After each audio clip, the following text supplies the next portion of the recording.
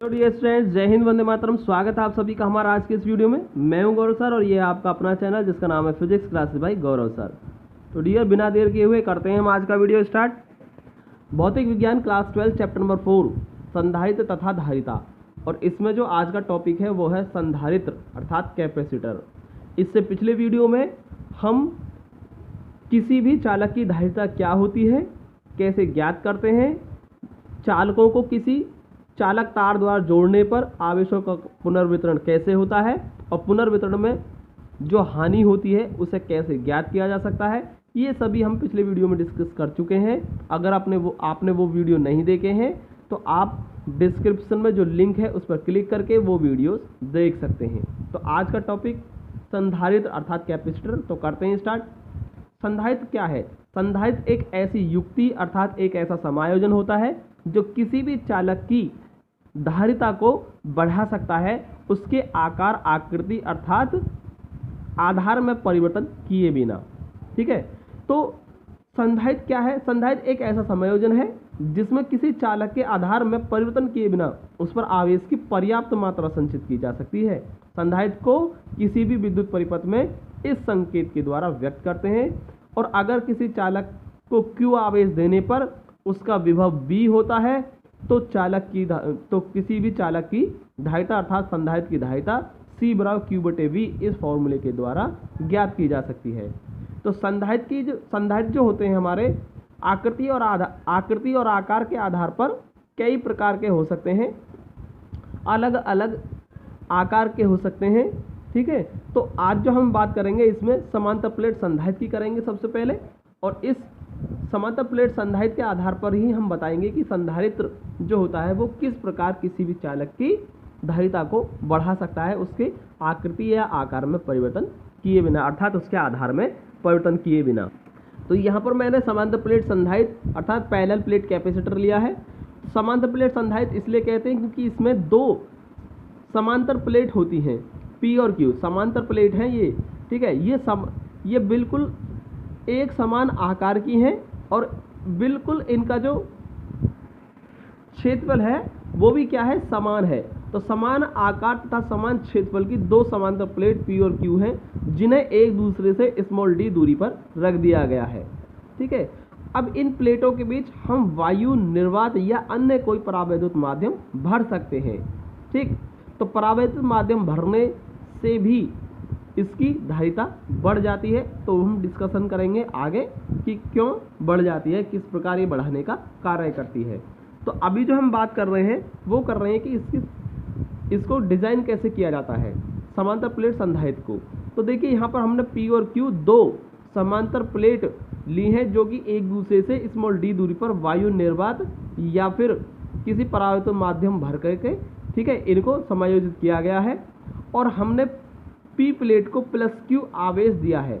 तो क्योंकि P plate जो विद्युत उदासीन है तो इस पर जब +Q आवेश दिया जाता है तो वो इस पर एक समान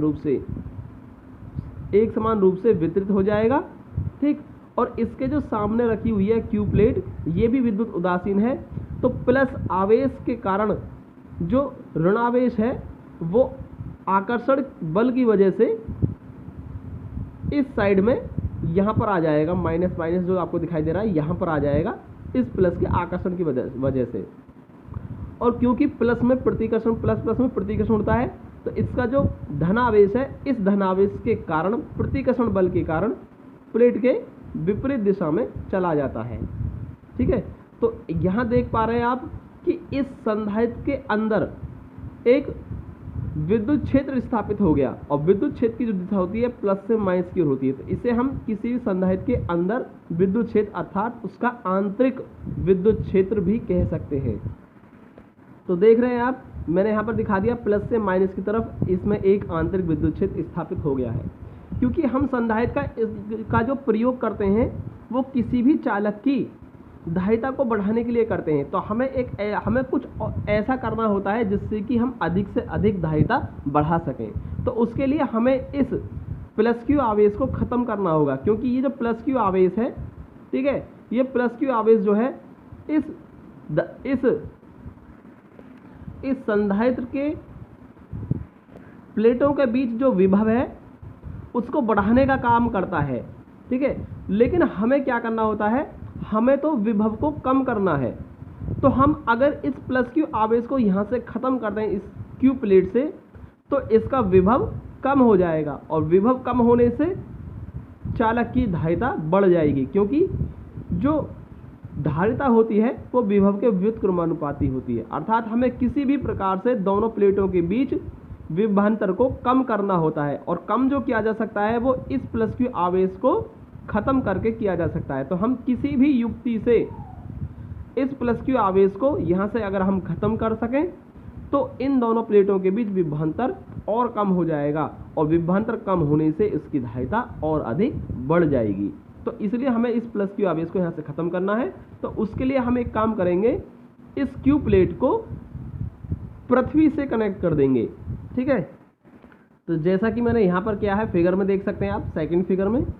तो ये जो प्लस क्यू आवेश था, मैंने इसे पृथ्वी से कनेक्ट कर दिया क्यू प्लेट को। जैसे ही क्यू प्लेट को पृथ्वी से कनेक्ट किया, पृथ्वी से आने वाले इलेक्ट्रॉन द्वारा, पृथ्वी से इलेक्ट्रॉन आए और इस ये जो यहाँ पर आवेश धनावेश दे रखा है, इसको आकर के उदासीन कर दिया है, ठीक है।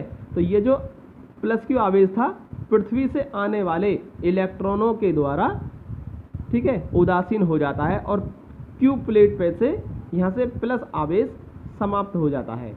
तो जैसे ही यहाँ पर क्यू प्लेट से प्लस क्यू आवेश समाप्त हुआ, वैसे ही इन दोनों के बीच में जो विभवांतर है वो घट गया, और विभवांतर घटने की वजह से धारिता बढ़ गई। तो इस संधारित्र के द्वारा, तो इस संधारित्र को जब हम किसी भी चालक में लगाएंगे तो उस चालक की धारिता बढ़ जाएगी, क्योंकि वो चालक के विभव को कम कर देता है। तो विभव कम हो जाएगा तो उस पर आवेश की और पर्याप्त मात्रा संचित की जा सकती है, अर्थात उसकी धारिता को बढ़ाया जा सकता है। तो यही काम होता है संधारित्र का, ठीक है, जो कि मैंने यहाँ पर बहुत अच्छे से समझाया है। उम्मीद करता हूँ समझ में आ गया होगा कि किस प्रकार ये वर्क करता है, किस प्रकार किसी भी विद्युत परिपथ में लगाने पर चालक की धारिता को बढ़ाने का कार्य करता है, ठीक है। तो ये सब मैंने आज यहाँ पर बताया है। तो उम्मीद करता हूँ समझ में आया होगा। एक बार वीडियो को दोबारा से देख लीजिएगा, ठीक है, और दोबारा से देखने के बाद प्रयास कीजिएगा इससे समझने की। तो आज का वीडियो हमारा होता है यहीं पर ख़त्म, और अगले वीडियो में समांतर प्लेट संधारित्र की धारिता किस प्रकार ज्ञात की जा सकती है उसके लिए व्यंजक प्राप्त करेंगे हम, ठीक है। तो मिलते हैं हम अगले वीडियो में, तब तक के लिए जय हिंद, वंदे मातरम।